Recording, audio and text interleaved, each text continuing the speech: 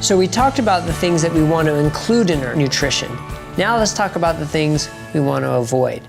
And the number one thing to avoid is sugar. I'm sure you've heard a lot about it lately, but let's get into some of the specifics. One of the things that's amazing about the American diet, the American food, is the amount of sugar we have. There have been some studies that have looked at taking our food and bringing it to third world countries and other parts of the world, and they taste it and they get sick from it because there's so much sugar in it. They have to cut the sugar down to 1/4 to make it even palatable for other cultures. So what does that tell us? That shows us how our taste buds have over time been taught to want more and more sugar and to accept more and more sugar. And that's a dangerous trend. Sugar intake has been linked to obesity, to diabetes, and even now to Alzheimer's disease. The good news is, though, we can retrain our taste buds to want less sugar.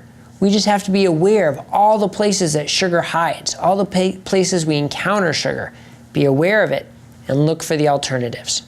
The other important concept to realize about sugar is its chemical effects in our brains.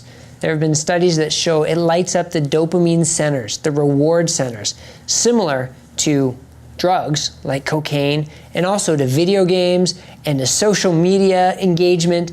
People have designed these specifically to light up that part of our brain so we want more and more and more. And sugar does that better than almost anything. That's why food companies have chemists and social behavioralists designing the ingredients of their food so they get just the right amount of sugar to make us want more and to light up that reward center. But we can change that.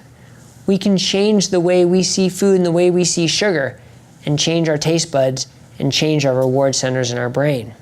People like to talk about the different specific types of sugar, whether it's sucrose or fructose or high fructose corn syrup. But the main concept here is going back to what we talked about before with eating real foods. If you eat real foods with natural sugar in it, it's so much better for us than eating the processed foods with added industrialized sugar. So here's an example. Take a peach. Peach is pretty sweet. It definitely has some sugar in it, but it also comes with the natural fiber of the fruit. When we eat the sugar and the fiber together, it slows the absorption of the sugar. That slows our glucose spikes, and it slows our insulin spikes, and it slows the rush of the dopamine into our brain. So we're still getting sugar, but we're getting it in a much more healthy way that doesn't have the same effects of the concentrated and processed industrialized sugar. Instead, when we eat that, we get a rapid absorption of the sugar. We get a rapid glucose spike. We get a rapid insulin spike, and we get a rush of the dopamine to our brains. So both have sugar, but our body sees it in such a dramatically different way that it's almost like they're two completely different compounds, because in a way they are. So if we can focus on the natural sugars, you can sweeten your food, you can sweeten your salads, add strawberries, add peaches, add blueberries. Just don't sweeten things with the added sugar. A lot of people like to ask me, well, what do I put in my coffee in the morning? Because again, our taste buds have gotten used to more and more sugar, to sweeter and sweeter taste. Well, artificial sweeteners, unfortunately, aren't much better. There's plenty of evidence now showing that artificial sweeteners increase our glucose spikes and increase our insulin spikes just like real sugar. We can't fool our brain. It still knows it's sweet and it reacts. It reacts by mobilizing glucose and mobilizing insulin, and that's what can be very detrimental to our health and of course lead to weight gain as well. So the first thing is whatever you're using now, cut it in half. And then a few weeks later, cut it in half again. That's part of training our taste buds to not need as much sugar. The other is stevia. Stevia is, of the artificial sweeteners, the best artificial sweetener, and here's why. It's not actually artificial. It's actually from a real plant. It's a real natural substance, but it's still very sweet. So if you need a sweetener, stevia is one of the better ones because it doesn't have the same glucose spikes, and it has less of an insulin spike. My only problem with it is it's still training our brain to want that sweet taste. So the concern is, where else does that play out in our nutrition and in our diet? Where else do we seek out that sweet? So even if you're going to use stevia, be mindful. It still trains your body to want sweetness, so use the minimum amount. One of the big aspects of trying to reduce sugar is where we see it in our society, and unfortunately, it's everywhere.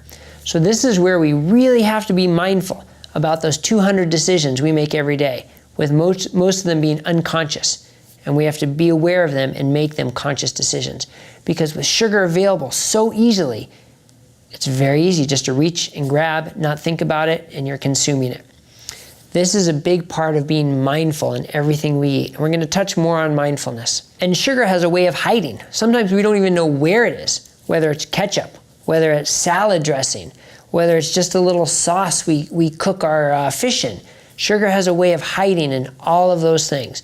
So that's where we have to look for it and be aware of it and look for alternatives. So rather than a salad dressing that's sweetened with sugar, just go for extra virgin olive oil, and if you want the sweet taste, add some strawberries and blueberries or peaches to your salad.